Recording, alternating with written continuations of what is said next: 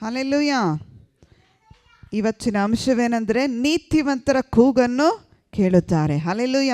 ಎಷ್ಟು ಜನರು ನಾವೆಲ್ಲರೂ ನೀತಿವಂತರೇ, ಹೌದಲ್ವಾ? ನಾವೆಲ್ಲರೂ ನೀತಿವಂತರೇ. ಯೇಸುವಿನ ರಕ್ತದಿಂದ ತೊಳೆಯಲ್ಪಟ್ಟಂಥ ನಾನು ಮತ್ತು ನೀವು ನೀತಿವಂತರಾಗಿದ್ದೀವಿ. ಹಲ್ಲೆಲೂಯ. ಏಕೆಂದರೆ ದೇವರ ವಾಕ್ಯ ಹೇಳುತ್ತದೆ, ದೇವರನ್ನು ನಂಬುವವರು, ಆತನಿಗೆ ಭಯಪಡುವವರು ನೀತಿವಂತರು ಆಗಿದ್ದಾರೆ. ಹಲ್ಲೆಲೂಯ. ಆದರೆ ದೇವರ ವಾಕ್ಯದಲ್ಲಿ ಕೀರ್ತನೆ 34 ನಾವು ತೆಗೆದುಕೊಳ್ಳೋಣ ಇವತ್ತಿನ ಧ್ಯಾನಕ್ಕಾಗಿ. ಕೀರ್ತನೆ 34:17. ಯೆಹೋವನು ನೀತಿವಂತರ ಕೂಗನ್ನು ಕೇಳಿ ಎಲ್ಲ ಕಷ್ಟಗಳಿಂದ ಅವರನ್ನು ಬಿಡಿಸುತ್ತಾನೆ. ಹಲ್ಲೆಲೂಯ. ನೀತಿವಂತರ ಕೂಗನ್ನು ಕೇಳಿ ಆತನು ಎಲ್ಲ ಕಷ್ಟಗಳಿಂದ ಅವರನ್ನು ಬಿಡಿಸುತ್ತಾನೆ. ಹಾಗಾದರೆ ನೀತಿವಂತರಾಗಿ ಜೀವಿಸಿದರೆ ಪ್ರಯೋಜನ ಏನಂದರೆ, ನಾವು ಏನೇನು ಕೂಗಿಕೊಳ್ಳುತ್ತೀವೋ, ಯಾವ ಸಮಯದಲ್ಲಿ ಕೂಗಿಕೊಳ್ಳುತ್ತೀವೋ ಆವಾಗ ಕರ್ತನು ನಮಗೆ ಬಿಡುಗಡೆ ಕೊಡುವನಾಗಿದ್ದಾನೆ. ಹಲ್ಲೆಲೂಯ. ಹಾಗಾದರೆ ಇನ್ನೊಂದು ವಾಕ್ಯ ನೋಡೋಣ. ಕೀರ್ತನೆ 34:15.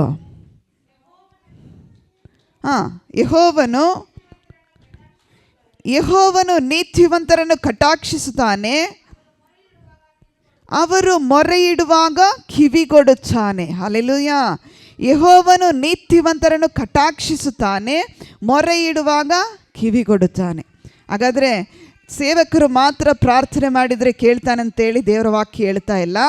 ದೇವರ ವಾಕ್ಯ ಏನು ಹೇಳುತ್ತದೆ? ನಾನು ಮತ್ತು ನೀನು ನೀತಿವಂತರಾಗಿ ಪ್ರಾರ್ಥನೆ ಮಾಡಿದರೆ ಖಂಡಿತವಾಗಿಯೂ ನಮ್ಮ ಪ್ರಾರ್ಥನೆಯನ್ನು ದೇವರು ಕೇಳುತ್ತಾನೆ. ಹಲ್ಲೆಲೂಯ. ಏಕೆಂದರೆ ದೇವರ ವಾಕ್ಯ ಹೇಳುತ್ತದೆ, ನೀತಿವಂತನಿಗೆ ಸಂಭವಿಸುವ ಅನೇಕ ಕಷ್ಟಗಳು ಇದ್ದರು. ಒಂದು ಕಷ್ಟ ಅಲ್ಲ, ಪಾರಂಪರ್ಯವಾಗಿ ನಿನಗೆ ಎಷ್ಟೇ ಕಷ್ಟಗಳು ಪ್ರಯಾಸಗಳು ನಿನ್ನನ್ನು ಹಿಂಬಾಲಿಸ್ತಾ ಇದೆಯೋ ಆ ಕಷ್ಟಗಳ ಎಲ್ಲದಿಂದ ವಿಮುಕ್ತಿ ಕೊಡುತ್ತೀನಿ. ಒಂದು ಕಷ್ಟದಿಂದ ವಿಮುಕ್ತಿ ಕೊಡ್ತೀನಿ ಅಂತ ಹೇಳಿದಾರಾ? ಏನು ಹೇಳಿದ್ದಾರೆ? ನೀತಿವಂತನಿಗೆ ಸಂಭವಿಸುವ ಕಷ್ಟಗಳು ಅನೇಕವಿದ್ದರು.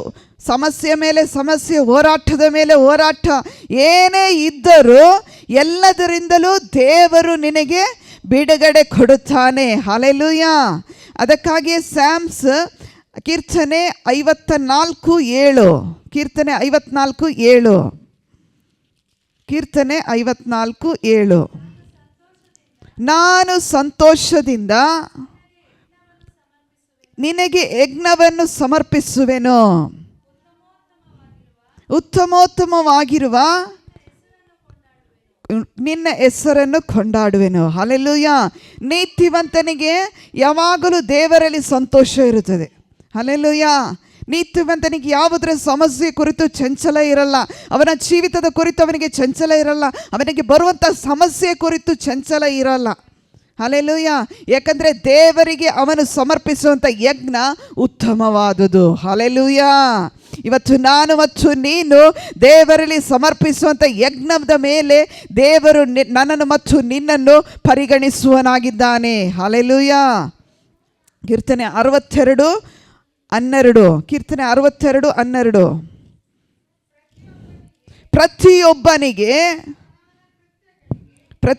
ಕೀರ್ತನೆ 62 ಪ್ರತಿಯೊಬ್ಬನಿಗೆ ಅವನವನ ಕೃತ್ಯಗಳಿಗೆ ತಕ್ಕ ಪ್ರತಿಫಲವನ್ನು ಕೊಡುವವನಲ್ಲವೇ. ಹಲ್ಲೆಲೂಯ. ನೀತಿವಂತರಾಗಿ ಜೀವಿಸುವಾಗ ನಮಗೆ ಪ್ರಯೋಜನ ಏನಂದರೆ ಅವನವನಿಗೆ ಕೃತ್ಯಗಳಿಗೆ ತಕ್ಕ ಹಾಗೆ. ದೇವರೇನು ಪಕ್ಷಪಾತಿ ಅಲ್ಲ. ದೇವರು ಪಕ್ಷಪಾತಿ ಅಲ್ಲ. ನಮ್ಮ ದೇವರು ಸರಿಯಾಗಿ ನ್ಯಾಯ ತೀರಿಸುವ ದೇವರು. ಹಲ್ಲೆಲೂಯ.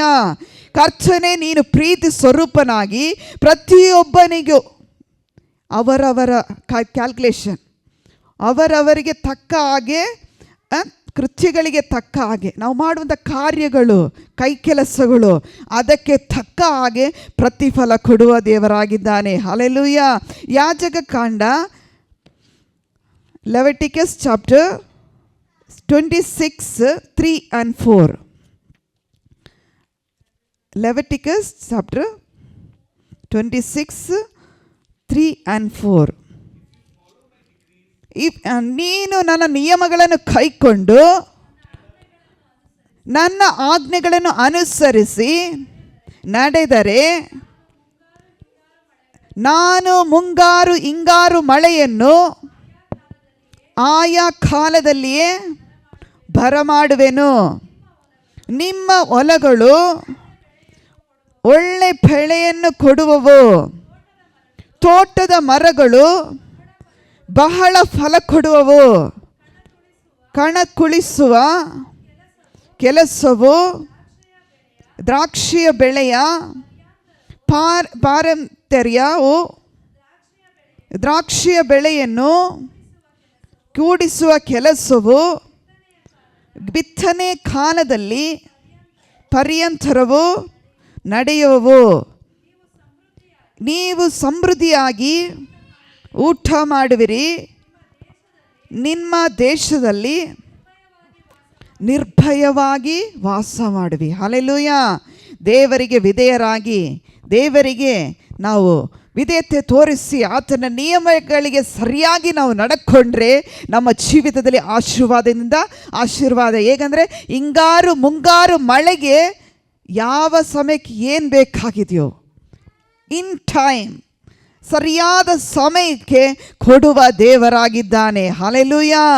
ತೋಟದ ಮರಗಳು ಬಹಳವಾಗಿ ಫಲ ಕೊಡು, ನಮ್ಮ ಜೀವಿತದಲ್ಲಿ ಬಹಳ ಫಲ ಕೊಡಲಿಕ್ಕೆ ಅನುಕೂಲ ಮಾಡುತ್ತದೆ. ಸಮಸ್ಯೆಗಳು, ಹೋರಾಟಗಳು ಏನೇ ಬಂದರೂ, ಬಿರುಗಾಳಿ ಬಂದರೂ ಕೂಡ ದೇವರು ನೀತಿವಂತನಿಗೆ ಸಂಭವಿಸುವ ಅನೇಕ ಕಷ್ಟಗಳಿಂದ ಬಿಡುಗಡೆ ಮಾಡುವ ದೇವನಾಗಿದ್ದಾನೆ. ಹಲ್ಲೆಲೂಯ. ನಾವು ಮಾಡಬೇಕಾದ ಕಾರ್ಯವೇನೆಂದರೆ ಒಂದೇ ಕಾರ್ಯ, ಯೇಸುವಿನ ರಕ್ತದಿಂದ ತೊಳೆಯಲ್ಪಟ್ಟಂಥ ನಾನು ಮತ್ತು ನಾವು ನಮ್ಮ ಜೀವಿತದಲ್ಲಿ ಅಲ್ಲಿ ನೋಡಿ 5ನೇ ವಾಕ್ಯ, ಕಣ ತುಳಿಸುವ ಕೆಲಸವು ದ್ರಾಕ್ಷಿಯ ಬೆಳೆಯು ಪಾರಂಪರ್ಯವು ದ್ರಾಕ್ಷಿಯ ಬೆಳೆಯನ್ನು ಕೂಡಿಸುವ ಕೆಲಸ. ನಾವೇನು ಮಾಡ್ತೀವಿ? ನಮ್ಮ ನೀತಿವಂತರಾಗಿ ನೀತಿಯನ್ನು ಕೂಡಿಸುವರಾಗಿರಬೇಕು. ನೀತಿಯ ಫಲ ಫಲಿಸುತ್ತದಂತೆ, ಸದಾಕಾಲ ಇರುತ್ತದೆಂಬುದಾಗಿ ಕೀರ್ತನೆಗಾರನ ಹೇಳುತ್ತಾನೆ.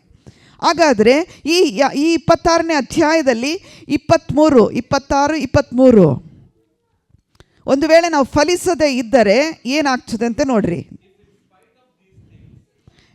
ಇಷ್ಟದ ಶಿಕ್ಷೆಗಳಿಂದಲೂ ನೀವು ನನ್ನ ಆಜ್ಞೆಗಳಿಗೆ ಒಳಗಾಗದೆ ನನಗೆ ವಿರುದ್ಧವಾಗಿ ನಡೆದರೆ 24 ನಾನು ನಿಮಗೆ ವಿರುದ್ಧವಾಗಿ ನಡೆಯುವೆನು. ಹಲ್ಲೆಲೂಯ. ಇವತ್ತು ದೇವರು ಯಾಕೆ ನನಗೆ ವಿರುದ್ಧವಾಗಿ ಎಲ್ಲ ಮಾಡುತ್ತಾರೆ? ಅನೇಕ ವಿಶ್ವಾಸಿಗಳ ಪ್ರಶ್ನೆ. ವಿಶ್ವಾಸಿ, ನಾನು ಪ್ರಯಾಸ ಪಡ್ತೀನಿ, ಕಷ್ಟಪಡ್ತೀನಿ, ದೇವರ ಪ್ರಾರ್ಥನೆಗೆ ಬರ್ತೀನಿ, ಆರಾಧನೆ ಮಾಡುತ್ತೀವಿ, ಸ್ತುತಿ ಮಾಡುತ್ತೀವಿ, ಸ್ತೋತ್ರ ಮಾಡುತ್ತೀವಿ, ಎಲ್ಲ ಮಾಡಿದರೂ ನನ್ನ ಜೀವಿತದಲ್ಲಿ ಸಮಸ್ಯೆಯಿಂದ ಸಮಸ್ಯೆ, ಹೋರಾಟದಿಂದ ಹೋರಾಟ ಯಾಕೆ ಬರುತ್ತದೆ? ಆದರೆ ದೇವರೇ ಹೇಳುತ್ತಾನೆ, ನೀವು ನನ್ನ ಆಜ್ಞೆಗೆ ಒಳಗಾಗದೆ, ನೀತಿಗೆ ಒಳಗಾಗದೆ ವಿರುದ್ಧವಾಗಿ ನಡೆದರೆ ನಾನು ನಿನಗೆ ವಿರುದ್ಧವಾಗಿ ನಡೆಯುವೆನು. ಹಲ್ಲೆಲೂಯಾ. ನಿಮ್ಮ ಪಾಪಗಳ ನಿಮಿತ್ತ ನಾನೇ 7ರಷ್ಟು ಬಾಧಿಸುವೆನು. ಹಲ್ಲೆಲೂಯಾ. 7ರಷ್ಟು. ಸಾಧಾರಣ ಒಂದು ಬೆಂಕಿ ಸಣ್ಣದಾಗಿ ಸುಟ್ಟರೆ ನಮಗೇನಷ್ಟು ನೋವಾಗ್ತದೆ. ಅಪ್ಪ, 7ರಷ್ಟು ಅಂದರೆ ನಮ್ಮ ಪರಿಸ್ಥಿತಿ ಏನಾಗ್ತದೆ, ಎಷ್ಟು ಘೋರವಾಗ್ತದೆ. ಹಲ್ಲೆಲೂಯಾ. ಅದೇ 27ನೇ ವಾಕ್ಯ ತಿರುಗಿ ಕೆಳಗೆ ಎಚ್ಚರಿಸ್ತಾನೆ. 26, 27 ಇದನ್ನೆಲ್ಲ ನೀವು ಅನುಭವಿಸಿದ ಮೇಲೆ ಇನ್ನು ನನ್ನ ಮಾತನ್ನು ಕೇಳದೆ ನನಗೆ ವಿರುದ್ಧವಾಗಿ ನಡೆದರೆ ನಾನು ನಿಮಗೆ ವಿರುದ್ಧವಾಗಿ ಕೋಪದಿಂದ ನಡೆಯುವನಾಗಿ ನಿಮ್ಮ ಪಾಪಗಳ ನಿಮಿತ್ತ 7ರಷ್ಟಾಗಿ ಶಿಕ್ಷಿಸುವೆನು. ಹಲ್ಲೆಲೂಯಾ. ತಿರುಗಿ ಅಲ್ಲಿ ಹೇಳ್ತಾನೆ, ಪಾಪದ ನಿಮಿತ್ತ ನಮ್ಮ ಜೀವಿತದಲ್ಲಿ ಹೋಗುವಂಥ ಪಾಪಗಳು, ದೇವರಿಗೆ ಇಷ್ಟವಿಲ್ಲದ ಸಂಗತಿಗಳು, ಅದು ಯಾರೇ ಆಗಲಿ, ನಾನಾಗಲಿ, ಸೇವಕರಾಗಲಿ, ನನ್ನ ಮಕ್ಕಳಾಗಲಿ, ನನ್ನ ಸಂತತಿ ಆಗಲಿ, ನನ್ನ ಕುಟುಂಬವಾಗಲಿ, ಯಾರೇ ಮಾಡಿದರು, ಹಲ್ಲೆಲೂಯಾ, ನನ್ನ ಸಭೆ ಆಗಲಿ, 7ರಷ್ಟು ಪ್ರತಿದಂಡನೆ ಒಳಗಾಗಬೇಕಾಗುತ್ತದೆ. ಹಲ್ಲೆಲೂಯಾ. ದೇವರು 7ಕ್ಕೆ 70 ಸಾರಿ ಕ್ಷಮಿಸುವ ದೇವರು. 7 ಯಾಕೆ ಹೇಳ್ತಾನೆ ಅಂದರೆ, 7 ಅಂದರೆ ಪರಿಪೂರ್ಣ. ಹಲ್ಲೆಲೂಯಾ. ವಾರಕ್ಕೆ 7 ದಿನ ಅಂದರೆ ಸಬ್ಬತ್ ದಿನವನ್ನು ದೇವರ ದಿನವೆಂದು ಆಚರಣೆ ತರುವುದಕ್ಕೆ ಜ್ಞಾಪಕದಲ್ಲಿಟ್ಟುಕೊಳ್ಳಬೇಕು. ಹಲ್ಲೆಲೂಯಾ. ಸುಮ್ಮನೆ ಹೇಳ್ತಾ ಇಲ್ಲ. ದೇವರ ವಾಕ್ಯವನ್ನು ಓದುವಾಗ ಹೃದಯ ಹೆಂಗಂದರೆ ಬೆಂಕಿ ಹತ್ತಿದಾಗೆ ಹೋಗ್ತದೆ. ಹಲ್ಲೆಲೂಯ. ಕೂತ್ಕೊಂಡ್ರೆ ಅಯ್ಯೋ ಇಷ್ಟೆಲ್ಲ ಹೇಳ್ತಿದೆಯಲ್ಲ ಇದೆಲ್ಲ ಬರ್ತಾ ಇದೆಯಲ್ಲ ಅಂತೇಳಿ ಬರುವಾಗ ಬೆಂಕಿ ಉರಿದಂಗೆ ಹೋಗ್ತಾ ಇದೆ. ಹೇಗೆ ಒಂದು ಒಣ ಕಾಡಿಗೆ ಬೆಂಕಿ ಹಚ್ಚಿದಾಗ ಹೆಂಗಿರ್ತದೆ ಆ ರೀತಿ ಹೋಗ್ತದೆ. ಹಲ್ಲೆಲೂಯ.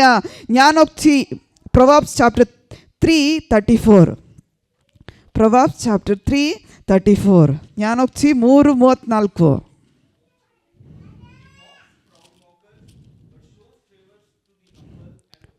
ಹಲ್ಲೆಲೂಯ. ಯಾರು ಧರ್ಮವನ್ನು ತಿರಸ್ಕರಿಸುವರೋ ಅವರನ್ನು ಆತನು ತಿರಸ್ಕರಿಸುವನು, ದೀನರಿಗಾದರೂ ಕೃಪೆಯನ್ನು ಅನುಗ್ರಹಿಸುವನು. ಹಲ್ಲೆಲೂಯ. ದೇವರ ವಾಕ್ಯವನ್ನು ಇವತ್ತು ಕೇಳಿ ಈ ಕಿವಿಯಲ್ಲಿ ಬಿಟ್ಟು ತಿರುಗಿ ಹೋಗಿ ಯಾರು ನೋಡಲಿಲ್ಲ ನಾನು ಮಾಡುವುದಲ್ಲ ಸರಿನೇ. ಹಲ್ಲೆಲೂಯ. ಆ ರೀತಿ ನಾವು ಜೀವಿಸಿದರೆ ನಮಗೆ ದೇವರು ಕೊಡುವಂಥ ದೀನತೆಯಲ್ಲಿ ನಮಗೆ ಸಿಕ್ಕುವಂಥ ದೇವರ ಕೃಪೆ. ನಾವು ನೆನೆಸ್ತೀವಿ, ನಾವು ಕೆಲಸಕ್ಕೆ ಹೋಗುವಾಗ ಮನುಷ್ಯರ ದಯೆಯನ್ನು ದೇವರ ದಯೆಯನ್ನು ಯೇಸು ಕ್ರಿಸ್ತನು ಹೊಂದಿಕೊಂಡನು. ಹಲ್ಲೆಲೂಯ. ಯೇಸು ಕ್ರಿಸ್ತನು ಈ ಲೋಕದಲ್ಲಿರುವಾಗ ಮನುಷ್ಯರ ದಯೆಯನ್ನು ದೇವರ ದಯೆಯನ್ನು ಹೊಂದಿಕೊಂಡನು. ಒಂದು ವೇಳೆ ನಮಗೆ ಆ ರೀತಿ ದಯೆ ದೊರಕದಿದ್ದರೆ ನಾವು ಧರ್ಮವನ್ನು ಮೀರಿ ನಡೆದಿದ್ದೀವಿ. ಹಲ್ಲೆಲೂಯ. ಒಂದು ವೇಳೆ ಇವತ್ತು ನಮಗೆ ದಯೆ ದೊರಕುವುದಾದರೆ, ನಮ್ಮ ಜೀವಿತದಲ್ಲಿ ಕರುಣೆ ದೊರಕುವುದಾದರೆ ಅದು ಕರ್ತನ ನೀತಿಯಿಂದಲೇ. ಹಲ್ಲೆಲೂಯ. ನಾನು ಮತ್ತು ನೀನು ದೇವರ ಸಮ್ಮುಖದಲ್ಲಿ ಕಳೆಯುವಂಥ ನೀತಿಯ ಫಲವಾಗಿದೆ. ಹಲ್ಲೆಲೂಯ. ಮತ್ತಾಯನ ಸುವಾರ್ತೆ 5:7. Matthew chapter 5:7. ಮ್ಯಾಥ್ಯೂ ಚಾಪ್ಟರ್ 5:7 ಓದ್ರಿ ಬೇಗ. ಮತ್ತಾಯ 5:7. ಕರುಣೆಯುಳ್ಳವನು ಧನ್ಯರು, ಕರುಣೆ ಹೊಂದುವರು. ಅದೇ ರೀತಿಯಲ್ಲಿ ಮತ್ತಾಯ 6ನೇ ಅಧ್ಯಾಯ 14 ಮತ್ತು 15. ನೀವು ಜನರ ತಪ್ಪುಗಳನ್ನು ಕ್ಷಮಿಸಿದರೆ ಪರಲೋಕದಲ್ಲಿರುವ ನಿಮ್ಮ ತಂದೆಯು ನಿಮ್ಮ ತಪ್ಪುಗಳನ್ನು ಕ್ಷಮಿಸುವನು. ಆದರೆ ನೀವು ಜನರ ತಪ್ಪುಗಳನ್ನು ಕ್ಷಮಿಸದೆ ಹೋದರೆ ನಿಮ್ಮ ತಂದೆಯೂ ಸಹ ನಿಮ್ಮ ತಪ್ಪುಗಳನ್ನು ಕ್ಷಮಿಸುವುದಿಲ್ಲ. ಹಲ್ಲೆಲೂಯ. ಇವತ್ತು ನಾನು ನೋಡುತ್ತೇವೆ ನಮ್ಮ ಸಮಾಜದಲ್ಲಿ ಅನೇಕ ಕುಟುಂಬಗಳಲ್ಲಿ ನಾವು ಮಾಡುವಂಥ ತಪ್ಪು ದೋಷಗಳು, ನಾವು ಪದೇ ಮಾಡುವಂಥ ಕುಟುಂಬಗಳಲ್ಲಿ ಮಾಡುವಂಥ ತಪ್ಪು ದೋಷಗಳನ್ನು ನಾವು ಕ್ಷಮಿಸಲಿಕ್ಕೆ ಮುಂದಾಗಲ್ಲ. ಹಲ್ಲೆಲೂಯ. ಬಿಟ್ಟುಕೊಡಲಿಕ್ಕೆ ಮುಂದಾಗಲ್ಲ. ಆದರೆ ದೇವರು ಹೇಳುತ್ತಾನೆ, ಕರುಣೆ ಉಳ್ಳವರು ಧನ್ಯರು. ಹಲ್ಲೆಲೂಯ. ಅವರು ಕರುಣೆ ಹೊಂದುವರು. ನೀವು ಕರುಣೆ ತೋರಿಸಿರಿ, ದೇವರ ಮಾರ್ಪಾಟು, ದೇವರ ಪ್ರಸನ್ನತೆಯನ್ನು ಅವರು ಅನುಭವಿಸಲಿಕ್ಕೆ ಸಹಾಯ ಮಾಡುತ್ತದೆ. ಹಲ್ಲೆಲೂಯ. ಯೆಶಾಯ 40:31. ಯೆಶಾಯ ಚಾಪ್ಟರ್ 40:31. ಯೆಶಾಯ 40:31. 40:31. ಯೆಹೋವನನ್ನು ನಿರೀಕ್ಷಿಸುವರು ಹೊಸ ಬಲವನ್ನು ಹೊಂದುವರು, ಹದ್ದುಗಳಂತೆ ಚಾಚಿಕೊಂಡು ಓಡಿ ದಣಿಯರು, ನಡೆದು ಬಾಳರರು. ಹಲ್ಲೆಲೂಯ. ನೀತಿವಂತರನ್ನು ದೇವರ ಸಮ್ಮುಖದಲ್ಲಿ ಕರ್ತನ ನಿರೀಕ್ಷಿಸ್ತಾ ಹೋಗ್ತಾ ಇದ್ದರೆ, ಕರ್ತನ ಮಾರ್ಗದಲ್ಲಿ ನಡೀತಾ ಹೋದರೆ ಹೊಸ ಬಲ ಹೊಂದುತ್ತಾ ಹೋಗ್ತೀವಿ. ಹಲ್ಲೆಲೂಯ. ನಮಗೆ ಹೊಸ ಬಲ, ಹದ್ದುಗಳ ಹಾಗೆ ನಾವು ರೆಕ್ಕೆಗಳನ್ನು ಚಾಚುತ್ತಾ ನಮಗೆ ಆತನು ಬಲದಿಂದ ಬಲಕ್ಕೆ ಆತನು ಕುಗ್ಗಿ ಹೋಗಲಿಕ್ಕೆ ನಮ್ಮನ್ನು ಬಿಡದೆ ನಮಗೆ ಆತನ ಕರುಣೆ ದಯೆ ತೋರಿಸಿ ಆತನ ಉನ್ನತಕ್ಕೆ ಏರುವಂತೆ ನಮ್ಮನ್ನು ಮಾಡುತ್ತದೆ. ಹಲ್ಲೆಲೂಯ.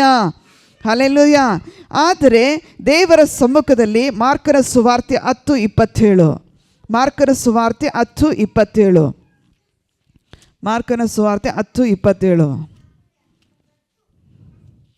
10:27. ತಮ್ಮೊಳಗೆ ಹೇಳಿಕೊಳ್ಳಲು ಯೇಸು ಅವರನ್ನು ದೃಷ್ಟಿಸಿ ನೋಡಿ, ಈಗ ಮನುಷ್ಯರಿಗೆ ಅಸಾಧ್ಯವಾದುದು ದೇವರಿಗೆ ಸಾಧ್ಯವಲ್ಲವೇ? ದೇವರಿಗೂ ಎಲ್ಲವೂ ಸಾಧ್ಯವೇ. ಹಲ್ಲೆಲೂಯ. ಒಂದು ವೇಳೆ ಮನುಷ್ಯರಿಗೆ ಅಸಾಧ್ಯವಾದ ಕಾರ್ಯ, ನಾವು ನೀತಿವಂತರಾಗಿ ಜೀವಿಸುವಾಗ ನಮಗೇನು ಸಿಗ್ತದೆ ಅಂತೇಳಿ ನಾವು ನೆನೆಸ್ತೀವಿ. ನಿಮಗೆ ಅಸಾಧ್ಯವಾದ ಕಾರ್ಯವನ್ನು ದೇವರಿಗೆ ಸಾಧ್ಯ. ಹಲ್ಲೆಲೂಯ. ದೇವರು ಆಶೀರ್ವಾದವನ್ನು ಕೊಡುವ ದೇವರು, ನಮ್ಮನ್ನು ನಿಂದಿಸುವ ದೇವರಲ್ಲ, ನಮ್ಮನ್ನು ಕೈ ಬಿಡುವ ದೇವರಲ್ಲ. ಆತನು ನಮ್ಮನ್ನು ಪರಾಂಬರಿಸಿ ಪೋಷಿಸುವ ದೇವರಾಗಿದ್ದಾನೆ. ಹಲ್ಲೆಲೂಯ. ರೋಮ 2ನೇ ಅಧ್ಯಾಯ, ರೋಮನ್ಸ್ ಚಾಪ್ಟರ್ 2:5-6. ರೋಮ 2:5 ಮತ್ತು 6 ವಾಕ್ಯ. ರೋಮ 2:5 ಮತ್ತು 6. ನೀನು ನಿನ್ನ ಮೊಂಡತನವನ್ನು, ಪಶ್ಚಾತ್ತಾಪವಿಲ್ಲದ ಮನಸ್ಸನ್ನು ಅನುಸರಿಸುವುದರಿಂದ ನಿನಗೋಸ್ಕರ ದೇವರ ಕೋಪವನ್ನು ಕೂಡಿಟ್ಟುಕೊಳ್ಳುತ್ತಾ ಇದ್ದಿ. ದೇವರ ಕೋಪವು, ನ್ಯಾಯವಾದ ತೀರ್ಪು ಪ್ರಕಟವಾಗುವ ದಿವಸ ಬರುವುದಷ್ಟೇ. ಆತನು ಪ್ರತಿಯೊಬ್ಬನಿಗೆ ಅವನವನ ಕೃತ್ಯಗಳಿಗೆ ತಕ್ಕ ಪ್ರತಿಫಲವನ್ನು ಕೊಡುವನು. ಹಲ್ಲೆಲೂಯ. ಯಾಕಂದರೆ ದೇವರು ನಮ್ಮ ಮೊಂಡುತನವನ್ನು, ನಮ್ಮ ಅವಿಧೇಯತ್ವವನ್ನು ದೇವರು ಸಹಿಸುವುದಿಲ್ಲ. ಹಲ್ಲೆಲೂಯ. ಏಕೆಂದರೆ ಪಶ್ಚಾತ್ತಾಪವಿಲ್ಲದ ಮನಸ್ಸು. ನಮ್ಮ ಜೀವಿತದಲ್ಲಿ ಪಶ್ಚಾತ್ತಾಪವೇ ಇಲ್ಲ. ನಾವು ಮಾಡುವ ತಪ್ಪುಗಳಲ್ಲಿ ನಮಗೆ ಪಶ್ಚಾತ್ತಾಪವೇ ಇಲ್ಲ. ನಾವು ಎಲ್ಲ ಕರೆಕ್ಟ್ ಅಂತಲೇ ನಾವು ಇರ್ತೀವಿ. ಆದರೆ ದೇವರ ವಾಕ್ಯ ಹೇಳುತ್ತದೆ, ನೀನು ನಿನ್ನ ಮೊಂಡುತನವನ್ನು, ಪಶ್ಚಾತ್ತಾಪವಿಲ್ಲದ ಮನಸ್ಸನ್ನು ಅನುಸರಿಸುವುದರಿಂದ. ನಾವು ಇದನ್ನು ಅನುಸರಿಸ್ತೀವಿ. ನೀತಿಯನ್ನು ಅನುಸರಿಸುವ ಬದಲು ಈ ಮೊಂಡುತನ, ದೇವರಿಗೆ ಈ ಕಾರ್ಯವನ್ನು ಅನುಸರಿಸುವುದರಿಂದ ದೇವರ ಕೋಪವನ್ನು ಕೂಡಿಟ್ಟುಕೊಳ್ಳುತ್ತಾ ಇದ್ದೀವಿ. ಅನೇಕ ಸಾರಿ ನಾವು ನೀತಿವಂತರಾಗಿ ಆಶೀರ್ವಾದ ಕೂಡಿಟ್ಟುಕೊಳ್ಳಬೇಕೆಂಬುದಾಗಿ ನಾವು ಬಯಸ್ತೀವಿ. ಆದರೆ ಆಶೀರ್ವಾದಕ್ಕೆ ಬದಲು ನಾವು ಇದನ್ನು ಕೂಡಿಟ್ಟುಕೊಳ್ಳುವರಾಗಿದ್ದೀವಿ. ಹಲ್ಲೆಲೂಯ. ಏಕೆಂದರೆ ದೇವರು, ಆತನು ಪ್ರತಿಯೊಬ್ಬನಿಗೆ ಅವನವನ ಕೃತ್ಯಗಳಿಗೆ ತಕ್ಕ ಹಾಗೆ ಪ್ರತಿಫಲ ಕೊಡುವನು. ಹಲ್ಲೆಲೂಯ. ಏಕೆಂದರೆ ನಮ್ಮ ದೇವರು ಅವರವರ ಕೃತ್ಯಗಳಿಗೆ ತಕ್ಕ ಹಾಗೆ ಆತನು ಪ್ರತಿಫಲ ಕೊಡುವ ದೇವರು. ಆದರೆ ದುಷ್ಟರು ಮತ್ತು ದೋಷಿಗಳು ದೇವರ ತಮ್ಮ ವಿರುದ್ಧವಾಗಿ ಕಾರ್ಯವನ್ನು ನಡೆಸುತ್ತಾರೆ. ಆದರೆ ಅವರು ತಮ್ಮ ವಕ್ರತೆಯಿಂದಲೇ ದಂಡನೆಗೆ ಒಳಗಾಗ್ತಾರೆ. ಹಲ್ಲೆಲೂಯ. ನಾವು ಅನೇಕ ಸಾರಿ ನಮ್ಮ ವಕ್ರ ಕಾರ್ಯಗಳಿಂದಲೇ ನಾವು ದಂಡನೆಗೆ ಒಳಗಾಗುವವರಾಗಿದ್ದೀವಿ. ಕೀರ್ತನೆ 5:10. ಕೀರ್ತನೆ 5:10. Psalms 5:10. ಕೀರ್ತನೆ 5:10. ದೇವರೇ, ಅವರು ನಿನಗೆ ವಿರುದ್ಧವಾಗಿ ತಿರುಗಿ ಬಿದ್ದವರು, ಆದ್ದರಿಂದ ಅವರನ್ನು ಅಪರಾಧಿಗಳೆಂದು ನಿರ್ಣಯಿಸು. ಅವರು ತಮ್ಮ ಕುಯುಕ್ತಿಯಿಂದಲೇ ಮೋಸ ಹೋಗಲಿ. ಅವರ ದ್ರೋಹವು ಅಪಾರವಾಗಿರುವುದರಿಂದ ಅವರನ್ನು ತಪ್ಪಿಬಿಡು. ಹಲ್ಲೆಲೂಯ. ಕೀರ್ತನೆಗಾರನು ಹೇಳುತ್ತಾನೆ, ನಾವು ಎಷ್ಟು ಪ್ರಾರ್ಥನೆ ಮಾಡ್ತೀವಿ, ದೇವರೇ ಅವರಿಗೆ ಒಳ್ಳೇದು ಮಾಡಪ್ಪ, ಅವರನ್ನು ಸಮಾಧಾನ ಕೊಡು, ಅವರ ಕುಟುಂಬಕ್ಕೆ ಈ ರೀತಿ ಮಾಡು. ಆದರೆ ಅವರು ಏನು ಮಾಡ್ತಾರೆ? ನಮ್ಮ ಕುಯುಕ್ತಿ, ನಾವು ಮಾಡುವಂಥ ಕಾರ್ಯದಿಂದಲೇ ಅನೇಕ ಆಶೀರ್ವಾದಕ್ಕೆ ನಾವೇ ತಡೆ. ಹಲ್ಲೆಲೂಯ. ಅವರನ್ನು ಅಪರಾಧಿಗಳೆಂದು ನಿರ್ಣಯಿಸು. ಅವರು ತಮ್ಮ ಕುಯುಕ್ತಿಯಿಂದಲೇ ಮೋಸ ಹೋಗಲಿ. ಏನು ಕುಯುಕ್ತಿಯಿಂದ? ಯಾವ ಬುದ್ಧಿ ಮಾಡಿದ್ರು? ನಾವು ನೆನೆಸ್ತೀವಿ, ಯಾರಿಗೆ ಕಣ್ಣಿಗೆ ನಾವು ಮಾಡೋದು ಯಾರಿಗೆ ಗೊತ್ತಿಲ್ಲ ಅಂತ ಹೇಳ್ಬೋದು. ನಾನು ಹೇಳ್ತೇನೆ, ನಮ್ಮ ದೇವರು ನೋಡುವ ದೇವರು. ಹಲ್ಲೆಲೂಯ. ಏಕೆಂದರೆ ದ್ರೋಹವು ಅಪಾರವಾಗಿರುವುದರಿಂದ ಅವರನ್ನು ತಬ್ಬಿಬಿಡು. ಹಲ್ಲೆಲೂಯ. ಆ ಸಮಸ್ಯೆಯಲ್ಲೇ ಒಳಗಾಗ್ತಿ. 1 ಸಾರಿ 2 ಸಾರಿ ನಾವು ಧೂಮಪಾನ ಅಥವಾ ಮದ್ಯಪಾನ ಮಾಡಿದರೆ ತೊಂದರೆ ಇಲ್ಲ.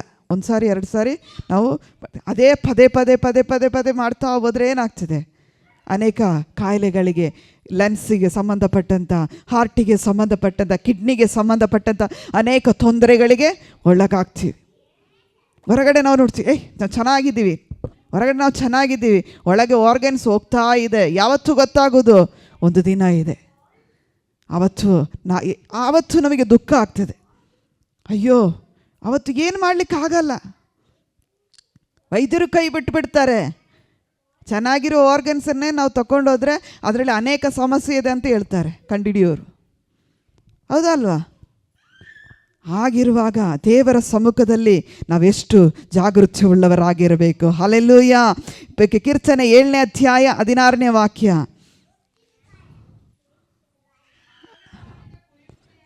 ಅವನು ಮಾಡಿದ ಕುಯುಕ್ತಿ ಅವನ ತಲೆಯ ಮೇಲೆ ಬರುವುದು,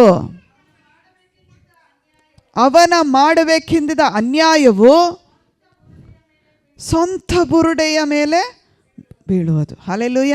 ಹಾನಿ ಯಾರಿಗೆ? ಯಾರು ದೇವರಿಗೆ ವಿರುದ್ಧವಾಗಿ ಹೇಳ್ತಾರೋ ಅವರಿಗೆ, ಬೇರೆಯವರಿಗಲ್ಲ. ತೊಂದರೆ ಇಲ್ಲ, ಬೇರೆಯವರಿಗೆ ಏನು ತೊಂದರೆ ಆಗಲ್ಲ. ಆದರೆ ಕುಯುಕ್ತಿ ಮಾಡಿದ ಕುಯುಕ್ತಿ ಅವನ ತಲೆಯ ಮೇಲೆ ಬರೋದು. ಇವತ್ತು ನನ್ನ ತಲೆಯ ಮೇಲೆ ಆಶೀರ್ವಾದ ಬರಬೇಕಾದ್ರೆ, ನನ್ನ ತಲೆಯ ಮೇಲೆ ಒಬ್ಬರು ಸೇವಕರು ಒಬ್ಬ ಅಭಿಷೇಕ್ತನು ಪ್ರಾರ್ಥನೆ ಮಾಡುವಾಗ ನನಗೆ ಆ ಅಭಿಷೇಕವು ಬರಬೇಕಾದ್ರೆ ನಾನು ಮೊದಲು ನೀತಿವಂತನಾಗಬೇಕು. ಹಲ್ಲೆಲೂಯಾ. ಯಾಕಂದರೆ ಅವನು ಮಾಡಿದ ಅನ್ಯಾಯ ಸ್ವಂತ ನೋಡಿರಿ, ಸ್ವಂತ ಬುರುಡೆ ಯಾವುದು ಇದೆ, ಟಪ್ಪ ಟಪ್ಪ ಹೊಡೀರಿ ನೀವು ತಲೆಗೆ, ನಮ್ಮ ತಲೆಗೆ ಬರ್ತದೆ. ಆದ್ದರಿಂದ ಜಾಗೃತಿಯುಳ್ಳವರಾಗಿರಿ. ಕೀರ್ತನೆ 9:16, ಕೀರ್ತನೆ 9:16. ಯೆಹೋವನು ನ್ಯಾಯ ತೀರಿಸುವನಾಗಿ ತನ್ನನ್ನು ಪ್ರಕಟಿಸಿಕೊಂಡಿದ್ದಾನೆ. ದುಷ್ಟರು ತಾವೇ ಕಲ್ಪಿಸಿದ ಕುಯುಕ್ತಿಯಲ್ಲಿ ಸಿಕ್ಕಿಕೊಂಡಿದ್ದಾರಲ್ಲ. ಹಲ್ಲೆಲೂಯಾ. ನಮ್ಮ ದೇವರು ಯಾವಾಗಲೂ ಕಣ್ಣು ಮುಚ್ಚಿ ಕೂತ್ಕೊಳ್ಳಲ್ಲ. ಯಾವರು ಸಮಾಧಾನವಾಗಿ, ನಮ್ಮ ದೇವರು ಸಮಾಧಾನ ಪ್ರಭು, ನಮ್ಮ ದೇವರು ಪ್ರೀತಿ ಸ್ವರೂಪಿ, ನಮ್ಮ ದೇವರು ಕರುಣಿಸುವ ದೇವರು, ನಮ್ಮ ದೇವರು ದೀನತೆಯ ದೇವರು ಎಲ್ಲ ಹೇಳ್ತೀನಿ. ಆದರೆ ನಮ್ಮ ದೇವರು ನ್ಯಾಯ ತೀರಿಸುವ ದೇವರು. ಹಲ್ಲೆಲೂಯಾ. ಅವರವರಿಗೆ ಪ್ರತಿಫಲವನ್ನು ಕೊಡುವ ದೇವರು. ಆ ದುಷ್ಟನು ತಾನೇ ಕಲ್ಪಿಸಿದ, ನಾವು ದೇವರನ್ನು ಅಲಕ್ಷ್ಯ ಮಾಡಿ ದೇವರ ದುಷ್ಟತನದಲ್ಲಿ ನಾವು ಬಿದ್ದು ದೇವರ ಧರ್ಮಶಾಸ್ತ್ರವನ್ನು ಮೀರಿ ದೇವರ ಆಜ್ಞೆಗಳನ್ನು ಅಲ್ಲಗಳೆದು ಜೀವಿಸುವಾಗ ದುಷ್ಟರು ತಾನೇ ಕಲ್ಪಿಸಿದ ಕುಯುಕ್ತಿಯಲ್ಲಿ ಸಿಕ್ಕಿಕೊಂಡಿದ್ದಾರಲ್ಲ. ಹಲ್ಲೆಲೂಯಾ. ಇವತ್ತು ನಾವು ಸಿಕ್ಕಿಕೊಳ್ಳದೆ ಇರುವುದಕ್ಕಾಗಿಯೇ ಯೇಸು ಮಧ್ಯಸ್ಥಿಕನಾಗಿ ನನಗೋಸ್ಕರ ಮತ್ತು ನಿಮಗೋಸ್ಕರ ಆತನು ಮಧ್ಯಸ್ಥಿಕನಾಗಿ ನನ್ನ ಮಗಳು ನನ್ನ ಮಗನು ಎಂಬುದಾಗಿ ಕರುಣೆಯಿಂದ ಆತನು ಹಿಡ್ಕೊಳ್ಳುವುದಕ್ಕಾಗಿ ಬಂದಿದ್ದಾನೆ. ಹಲ್ಲೆಲೂಯಾ. ಆತನು ತನ್ನ ಕಡೆ ಸೇರಿಸಿಕೊಳ್ಳುವುದಕ್ಕಾಗಿ ಬಂದಿದ್ದಾನೆ. ಆದರೆ ನಾವೇನು ಮಾಡ್ತೀವಿ? ನಮ್ಮ ಕುಯುಕ್ತಿಯಿಂದಲೇ ದೇವರ ಮುಂದೆ ನಟನೆ ಮಾಡುತ್ತೀವಿ, ಆಟ ಆಡುತ್ತೀವಿ. ಹಲ್ಲೆಲೂಯಾ. 1 ಕೊರಿಂಥಿಯ 3:19, 1 Corinthians 3:19 ಮುಗಿಸಲಿಕ್ಕೆ ಆಗ್ತಾ ಬರ್ತಾ ಇದೆ. 3:19. ಯಾಕೆಂದರೆ ಇಹಲೋಕದ ಜ್ಞಾನವು ದೇವರ ಮುಂದೆ ಹುಚ್ಚುತನವಾಗಿದೆ. ಆತನು ಜ್ಞಾನಿಗಳನ್ನು ಅವರ ಚಂದ್ರದಲ್ಲಿಯೇ ಹಿಡಿಕೊಳ್ಳುತ್ತಾನೆಂತಲೂ ಜ್ಞಾನಿಗಳ ಯೋಚನೆಯು ನಿಷ್ಫಲವಾದುದೆಂದು ಕರ್ತನು ತಿಳುಕೊಳ್ಳುತ್ತಾನೆಂದಲೂ ಬರೆದಿದೆಯಲ್ಲ. ನಾವು ಬಹಳ ಜ್ಞಾನಿಗಳು, ದೇವರ ಮಕ್ಕಳು ಯಾರು? ಬಹಳ ಜ್ಞಾನಿಗಳು. ಕುಯುಕ್ತಿ, ಇಹಲೋಕದ ಎಲ್ಲ ರೀತಿ ಕುಯುಕ್ತಿಗಳು ನಮ್ಮಲ್ಲಿದೆ. ಆದರೆ ನಾವು ನೆನೆಸ್ತೇವೆ, ಯಾರು ನಮ್ಮನ್ನು ನೋಡ್ತಾ ಇಲ್ಲ ನಾವು ಮಾಡುವ ಕುಯುಕ್ತಿಯಲ್ಲಿ. ಕರ್ತನು ನೋಡುವ ದೇವರಾಗಿದ್ದಾನೆ. ಹಲ್ಲೆಲೂಯಾ. ಏಕೆಂದರೆ ಆತನು ನೀತಿವಂತನಿಗೆ ಸಂಭವಿಸುವ ಅನೇಕ ಕಷ್ಟಗಳಿಂದ ಅವನನ್ನು ಬಿಡಿಸ್ತಾನೆ. ಅವನ ಪಾರಂಪರ್ಯವಾಗಿ ಒಂದು ಕಷ್ಟದಿಂದ ಬಿಡಿಸ್ತಾನೆ ಅಂತ ಹೇಳ್ತಾ ಇಲ್ಲ, ಎಲ್ಲ ಕಷ್ಟಗಳಿಂದ ದೇವರು ಬಿಡಿಸುತ್ತಾನೆ. ಎಲ್ಲ ಕಷ್ಟಗಳಿಂದ ದೇವರು ಬಿಡಿಸುತ್ತಾನೆ. ಹಲ್ಲೆಲೂಯಾ. ನೀತಿವಂತನಿಗೆ ಸಂಭವಿಸುವ ಅನೇಕ ಕಷ್ಟ, ತಲೆಮಾರಾಗಿ ಮುಂದೆ ಬರುವಂಥ ಸಮಸ್ಯೆಗಳಿಗಾಗಿ, ಮುಂದೆ ಬರುವಂಥ ಸತ್ಯವೇದದಿಂದಲೇ ಒಂದು ಉದಾಹರಣೆ ಹೇಳುತ್ತೀನಿ. ವಿಮೋಚನ ಕಾಂಡ 15ನೇ ಅಧ್ಯಾಯ 22ರಿಂದ 25 ಇದು ಉದಾಹರಣೆಯಾಗಿ ತೆಗೆದುಕೊಳ್ಳ್ರಿ. 22ರಿಂದ 25. Exodus chapter 15. ಹೊರಗಡೆ ನಾನು ಬೇರೆ ಯಾವ ಉದಾಹರಣೆ ಹೇಳ್ತಾ ಇಲ್ಲ, ದೇವರ ವಾಕ್ಯದ ಅನುಗುಣವಾಗಿ ನಾನು ನಿಮಗೆ ಉದಾಹರಣೆ ತೋರಿಸುವನಾಗಿದ್ದೀನಿ. ಹಲ್ಲೆಲೂಯಾ. ಫಿಲಿಷ್ಟಿಯರಿಗೆ ಸಂಕಟವಾಯಿತು. ಏದೋಮ್ಯರ ಎಕ್ಸಡಸ್ ಚಾಪ್ಟರ್ 15:22-25. ಬಳಿಕ ಮೋಸೆ ಇಸ್ರಾಯೇಲರನ್ನು ಕೆಂಪು ಸಮುದ್ರದ ಬಳಿಯಿಂದ ಪ್ರಯಾಣ ಮಾಡಿಸಲು ಅವರ ಶೂರಿನ ಅರಣ್ಯದೊಳಗೆ 3 ದಿನ ನಡೆದು ಹೋದರು. ಅಲ್ಲಿ ಅವರಿಗೆ ನೀರು ಸಿಕ್ಕಲಿಲ್ಲ. ತರುವಾಯ ಮಾರಾ ಎಂಬ ಸ್ಥಳದಲ್ಲಿ ಸೇರಿದರು. ಆದರೆ ಆ ಸ್ಥಳದ ನೀರು ಕಹಿಯಾಗಿದ್ದರಿಂದ ಅವರಿಗೆ ಅದು ಕುಡಿಯುವುದಕ್ಕಾಗದೆ ಹೋಯಿತು. ಆದ್ದರಿಂದಲೇ ಆ ಸ್ಥಳಕ್ಕೆ ಮಾರ ಎಂದು ಹೆಸರಾಯಿತು. ಜನರು ನಾವೇನು ಕುಡಿಯಬೇಕೆಂದು ಮೋಶೆಯ ಮೇಲೆ ಗುಣಗುಟ್ಟುತ್ತಿರಲು ಮೋಶೆ ಯೆಹೋವನನ್ನು ಪ್ರಾರ್ಥಿಸಿದನು.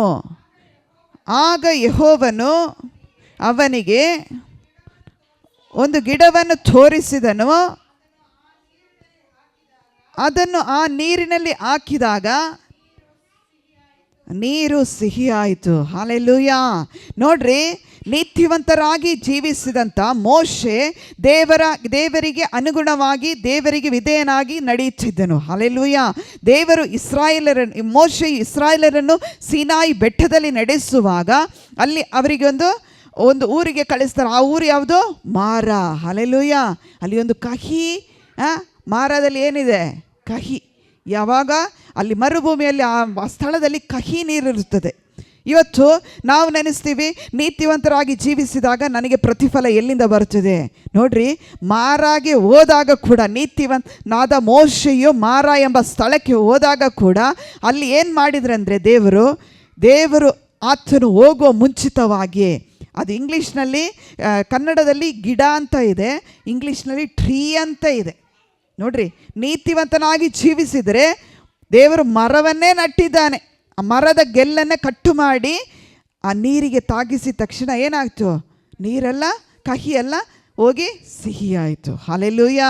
ಇವತ್ತು ಸಮಸ್ಯೆಗೆ ನಾವು ನೀತಿವಂತರಾಗಿ ಜೀವಿಸುವಾಗ ನಮಗೆ ಸಮಸ್ಯೆ ಬರ್ತಿದ್ದೆವು, ಸಂತೋಷ ಪಡ್ರಿ, ಕರ್ತನಿಗೆ ಸ್ತೋತ್ರ ಮಾಡಿರಿ.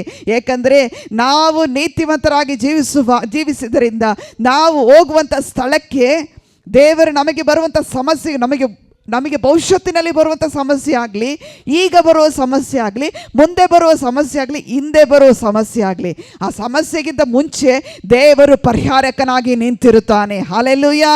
ಏಕೆಂದರೆ ಮಾರ ಎಂಬ ಸ್ಥಳದಲ್ಲಿ ಆ ಕಹಿಯ ಆ ಸ್ಥಳ ಹೇಗಿತ್ತು? ಬಹಳ ಕಠಿಣವಾದಂಥ ಅಲ್ಲಿರುವ ನೀರು ಕುಡಿಲಿಕ್ಕಾಗಲ್ಲ. ಮರುಭೂಮಿಯಲ್ಲಿ ಇಸ್ರಾಯೇಲರು ನಡೆಯುವಾಗ ದೇವರಲ್ಲಿ ನೀತಿವಂತರಾಗಿ ನಡೆದ ಆ ಇಸ್ರಾಯೇಲರು ಏನು ಮಾಡ್ತಾರೆ? ದೇವರ ಮುಂದೆ ಗುಣಗುಟ್ಟುತ್ತಿದ್ದರು.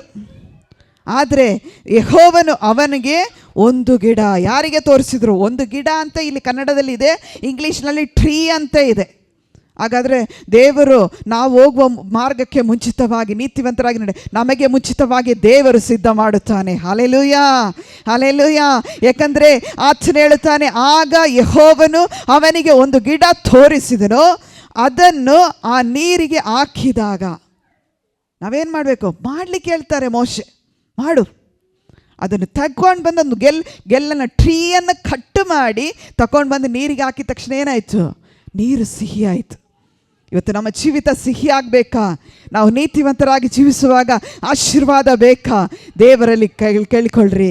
ದೇವರೇ, ನೀತಿವಂತರನ ಕೂಗನ್ನು ಕೇಳುವ ದೇವರು. ಹಲ್ಲೆಲೂಯಾ. ನೀತಿವಂತರಿಗೆ ಸಂಭವಿಸುವ ಕಷ್ಟಗಳು ಅನೇಕವಿದ್ದರೂ ಅವೆಲ್ಲವುಗಳಿಂದ ದೇವರು ಬಿಡಿಸಲಿಕ್ಕೆ ಶಕ್ತನಾಗಿದ್ದಾನೆ. ಹಲ್ಲೆಲೂಯಾ. ಇವತ್ತು ಮಾರ ಆಗಿದ್ದಂಥ ಕಹಿಯಾದ ಸ್ವಭಾವಗಳು, ಮಾರ ಆದಂಥ ಕಹಿಯಾದ ನಮ್ಮ ಜೀವಿತ ದೇವರು ಸಿಹಿ ಮಾಡಬೇಕಾದ್ರೆ ಒಂದು ಕಾರ್ಯ ಮಾಡಿದರೆ ಸಾಕು, ಕರ್ತನಲ್ಲಿ ನೀತಿವಂತರಾಗಿರ್ರಿ. ಹಲ್ಲೆಲೂಯಾ. ಏಕೆಂದರೆ ನೀತಿವಂತರು ದೇವರು ಆಶೀರ್ವದಿಸುವ ದೇವರಾಗಿದ್ದಾನೆ. ನೀತಿವಂತರ ಫಲವು ಸದಾಕಾಲವಿರುತ್ತದೆ. ನೀತಿವಂತರ ಸಂತತಿಯನ್ನು ಕರ್ತನು ಯಾವಾಗಲೂ ನೆನೆಸಿ ಆಶೀರ್ವದಿಸುವ ದೇವರಾಗಿದ್ದಾನೆ. Hallelujah, hallelujah. ಆದ್ದರಿಂದ ನನ್ನ ಪ್ರಿಯ ಸಹೋದರ ಸಹೋದರಿ, ನಾವು ಕರ್ತನಲ್ಲಿ ನೀತಿವಂತರಾಗಿ ಇರುವಾಗ ನಮ್ಮ ಕೂಗನ್ನು ಕೇಳಿ ಕರ್ತನು ಬಿಡುಗಡೆ ಕೊಡುತ್ತಾನೆ. Hallelujah, hallelujah. ನಾವೆಲ್ಲರೂ ಎದ್ದು ನಿಂತುಕೊಳ್ಳೋಣ. ಒಂದು ಕಾಣಿಕೆ ಹಾಡನ್ನು ಹಾಡುವಾಗ ದೇವರಲ್ಲಿ